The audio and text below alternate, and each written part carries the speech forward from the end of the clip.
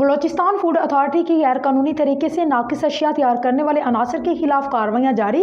غیر معیاری کیچپ، سویا ساس، چلی ساس اور سرکہ بنانے والے جعلی پروڈکشن یونٹ کو پکڑ لیا۔ جتک اسٹاپ میں واقع پروڈکشن یونٹ سے کراچی کا ایڈریس ظاہر کردہ کیچپ اور سرکہ وغیرہ تیار کر کے سپلائی فروخت کیا جا رہا تھا۔ قوانین کی خلاف ورزی پر پروڈکشن یونٹ کو سیل کر دیا گیا، جبکہ مختلف اشیاء کے نمونے لے کر تفصیلی لیبارٹری تجزیہ کے لیے بھجوا دیے گئے، جن کی مفصل لیب رپورٹ آنے پر ذمہ داران کے خلاف مزید قانونی کارروائی کی جائے گی۔ دوران inspection B F A operation team نے سیٹلائٹ ٹاؤن میں ایک نمکو کارخانہ بھی سیل کر دیا، جس کی وجوہات بغیر رجسٹریشن فوڈ بزنس لائسنس، نمکو کی تیاری، سپلائی اور نمکو ذخیرہ کرنے کے انتہائی غیر صحت بخش حالات بتائے گئے۔ علاوہ ازیں جوائنٹ روڈ میں قائم ایک معروف بیکری کے بیکنگ یونٹ کو گزشتہ ہدایت کے باوجود ایس او پیز کی خلاف ورزی اور حتمی اشیاء پر مینوفیکچرنگ ایکسپائری تاریخ ظاہر نہ کرنے پر جرمانہ کیا گیا۔